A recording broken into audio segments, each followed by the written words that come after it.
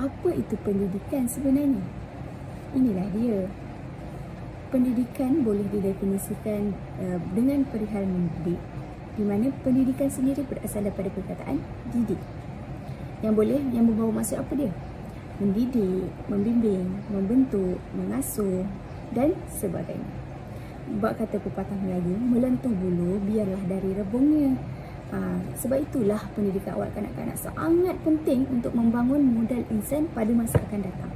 Ianya juga berkait dengan proses pembelajaran, penyampaian ilmu, penerapan nilai murni yang baik kepada kanak-kanak. Terusnya, apakah peranan-peranan guru tadika ni? Inilah dia.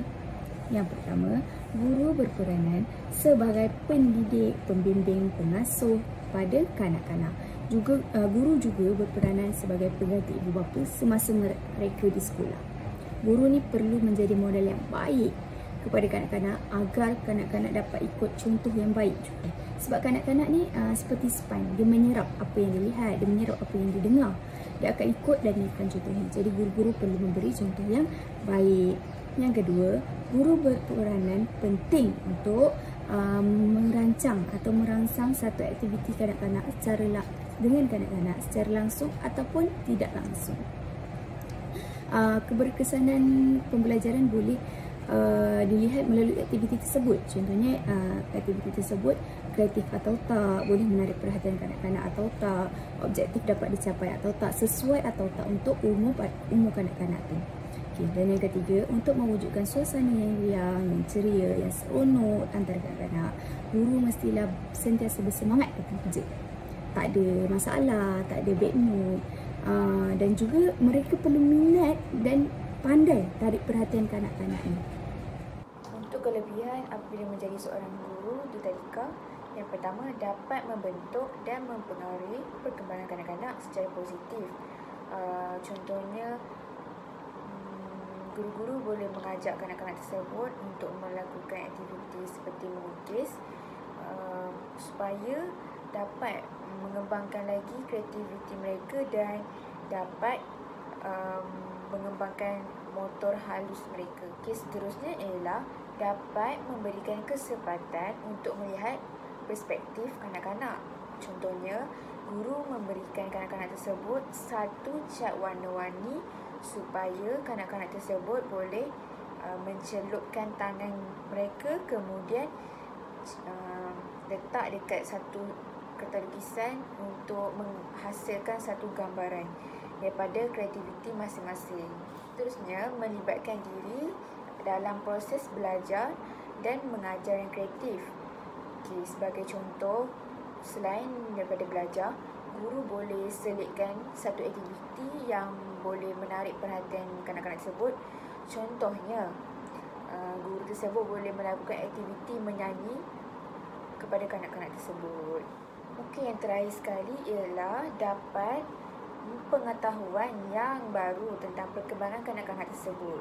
Okey, contohnya sebagai guru kita boleh melakukan satu aktiviti seperti aktiviti membaca buku cerita. Dengan ini kanak-kanak dapat menunjukkan ekspresi mereka. Contohnya mereka seronok dan gembira apabila mendengar cerita yang guru berikan tersebut. Antara kelebihan lain apabila kita menjadi seorang guru di tadika ialah berpeluang membantu kanak-kanak dalam mencapai potensi yang maksimum dengan bekerjasama bersama ibu bapa dan komuniti di sekeliling.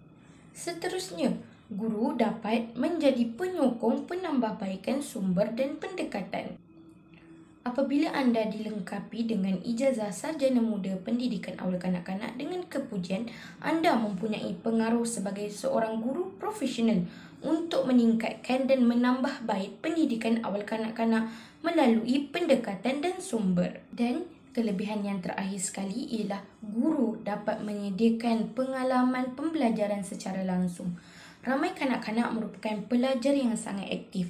Terdapat banyak sistem yang menyediakan cara yang komprehensif dan kreatif untuk mengajar kanak-kanak secara interaktif. Mempunyai ijazah pendidikan awal kanak-kanak bukan sahaja akan memberikan anda teknik pengajaran secara langsung, tetapi juga kemahiran yang sedia ada pada seorang guru. Seterusnya, untuk kelemahan pula, yang pertama, tanggungjawab dalam memastikan kanak-kanak itu sentiasa dalam jagaan keselamatan guru tersebut. Oleh kerana seperti yang kita tahu lah, kanak-kanak ni dia suka explore, dia suka berlari, melompat dan suka bermain. Tapi ada kalanya juga kadang-kadang kanak-kanak ni boleh tidak perasan, dia mungkin terjatuh semasa dia berlari, luka semasa dia bermain, dan sebagai guru kita perlu haruslah peka dengan keadaan sekeliling dan sentiasa membuat pemerhatian kepada kanak-kanak tersebut lah, supaya tiada kemalangan ataupun tiada kecederaan yang berlaku pada kanak-kanak tersebut. Ialah tentang komunikasi bersama ibu bapa, memberikan aspek penting dalam komunikasi antara guru dan ibu bapa kanak-kanak tersebut. So, seperti mana yang kita tahulah, guru dan ibu bapa ni merupakan satu komunikasi yang penting kepada kanak-kanak. Yang kita tahu, ibu bapa ni kebiasaannya akan menanyakan kepada guru tentang aktiviti harian kanak-kanak, apa yang berlaku di tadika, pembelajaran, pemakanan dan harian mereka bermain di sana lah. So, sebagai guru perlu adanya satu aspek hormat kepada parents tersebut dan memberikan tunjaan jaya baiklah kepada anak mereka, supaya ibu bapa ni berasa rasa percaya mereka kepada guru tersebut lebih tinggi, dan mereka akan rasa selamat untuk mereka hantar anak mereka ke tadika tersebut lah. Dengan caranya guru tersebut melakukan komunikasi dengan ibu bapa, komunikasi dengan anak mereka yang sangat bagusnya dalam menghadapi peringkat perubahan emosi tingkah laku kanak-kanak ni adalah satu kebiasaan yang dialami oleh semua guru dan ibu bapa. Jadi sebagai guru perlulah menjaga emosi juga.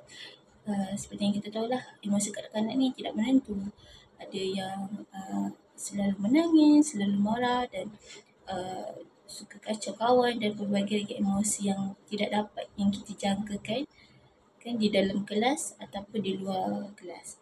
Dan sebagai guru juga perlu pekalah dengan keadaan kanak-kanak tersebut. Kerapkan komunikasi juga dengan kanak-kanak supaya emosi kanak-kanak tersebut dapatlah terjaga, supaya tidak terganggu oleh kanak-kanak yang lain di dalam terusnya dalam menghadapi peringkat perubahan emosi.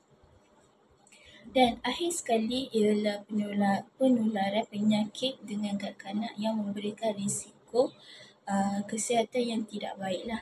So, seperti yang kita tahu, kanak-kanak ni mudah membawa jangkitan kuman. Yang kita tahu adalah HMD yang sangat terkenal lah, yang boleh mudah dijangkiti oleh kanak-kanak yang lain.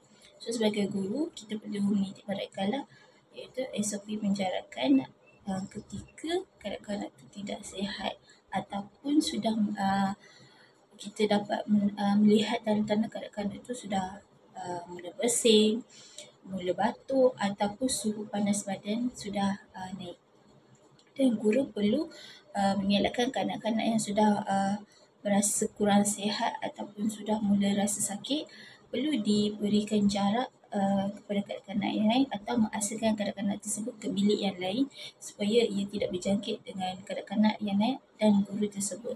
Antara kelemahan yang lain adalah gaji guru tadika mungkin tidak setanding dengan tahap kelayakan dan tanggungjawab yang mereka pikul. Yang kedua, masyarakat memandang rendah terhadap profesion guru tadika. Mereka sering beranggapan guru tadika seperti seorang bibi.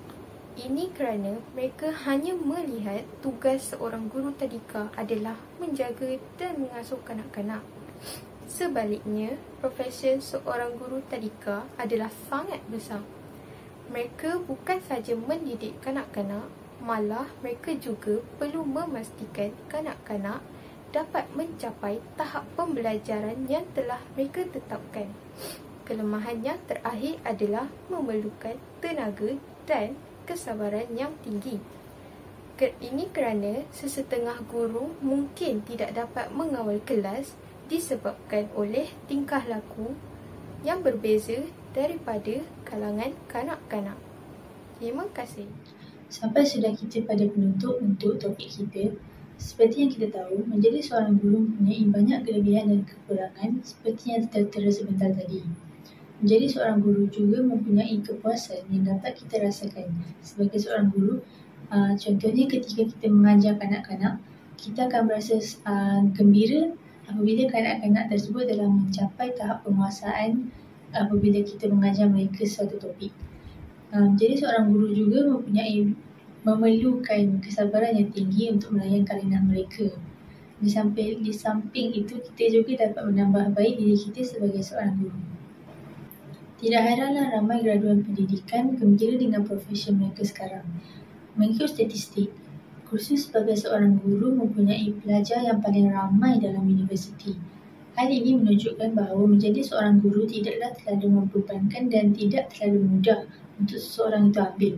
Walaupun cenderung lebih banyak kekurangan, akan tetapi kelebihan-kelebihan yang tertera sebentar tadi ini mampu untuk menampung segala kekurangan seorang guru.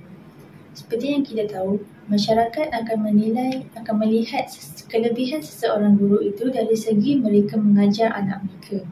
Akan tetapi terdapat juga masyarakat yang akan menilai kekurangan guru tersebut, dan kita sebagai guru, kita perlu menunjukkan bahawa profesi seorang guru ini dapat memberikan banyak manfaat kepada masyarakat. Sekian sahaja daripada kami.